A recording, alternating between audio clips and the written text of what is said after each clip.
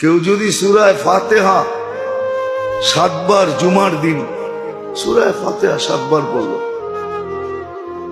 কুল হুয়াল্লাহ 7 বার, ফালাক 7 বার, নাস 7 বার, তো তার পিছনের গুনাহ মাফ।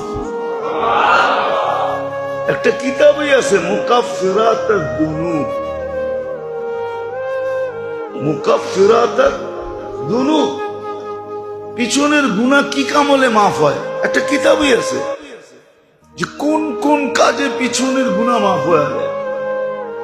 কিছু কঠিনও আছে, আবার কিছু একবারে সহজও আছে। একবারে সহজ দেখাই, কষ্টদায়ক একটা সুইও যদি রাস্তার থেকে সরায়া দিল তো পিছনের গুনাহ মাফ। সহজ আছে, সহজও করছে। কেমন সহজ?